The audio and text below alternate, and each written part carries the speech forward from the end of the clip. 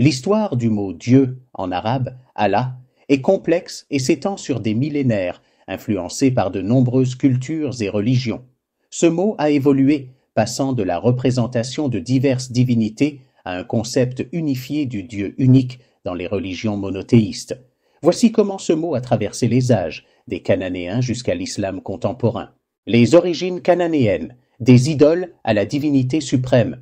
Dans les anciennes civilisations cananéennes, le terme El était utilisé pour désigner le Dieu suprême.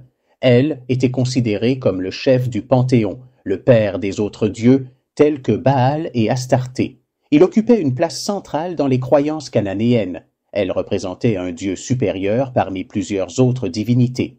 C'est à partir de ce concept que l'idée d'un dieu unique a commencé à émerger de manière incomplète et partagée. La transition vers le monothéisme. Avec le temps, certaines communautés sémites, y compris les anciens Israélites, ont progressivement adopté l'idée d'un Dieu unique au-dessus de tous les autres dieux. Dans la Bible hébraïque, ce Dieu est appelé Yahweh, qui devint le Dieu unique des Israélites. À cette époque, la transition s'est opérée, passant de la notion d'El comme Dieu principal à la reconnaissance de Yahweh comme l'unique divinité digne d'adoration. La période pré-islamique, des idoles à un Dieu suprême. Dans l'Arabie pré-islamique, la péninsule était peuplée de tribus qui vénéraient diverses divinités, comme Hubal, Allat, Al-Uzza et Manat. Cependant, il existait également la croyance en un Dieu suprême appelé Allah, perçu comme le créateur de l'univers, même par ceux qui adoraient les idoles.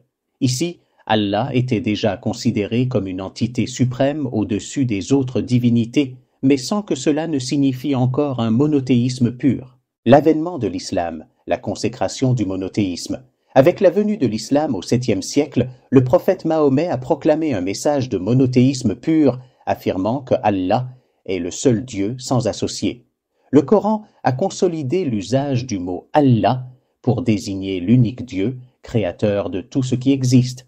L'islam a ainsi réaffirmé l'unicité de Dieu, rejetant le culte des idoles et proclamant Allah comme le nom suprême du Créateur. Le concept de Dieu dans le christianisme et le judaïsme. Dans le christianisme, Dieu désigne l'unique Créateur qui a envoyé Jésus-Christ comme sauveur. Le terme Allah est utilisé dans les traductions arabes de la Bible. Dans le judaïsme, le terme Elohim est utilisé pour parler de Dieu. Ce mot partage la même racine que Allah en arabe, montrant un lien linguistique entre ces religions abrahamiques. Allah dans le monde moderne, un symbole d'unité. Aujourd'hui, le mot Allah est utilisé dans les 3 religions abrahamiques pour désigner l'unique Dieu créateur de l'univers. Ce terme est devenu un symbole de monothéisme et d'unité, transcendant les frontières religieuses et culturelles. En islam, Allah reste le nom par excellence, associé à ses 99 beaux noms. Dans le christianisme arabe, Allah est utilisé avec le même sens. Dans le judaïsme, bien que d'autres termes soient utilisés, les mots comme El et Elohim partagent une origine commune avec Allah. L'histoire du mot Allah est celle d'un voyage à travers le temps, passant de l'adoration des idoles et des divinités multiples à un monothéisme absolu.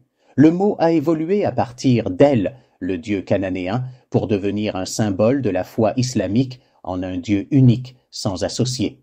Cette évolution reflète une compréhension plus profonde du divin et du rôle de Dieu dans l'univers.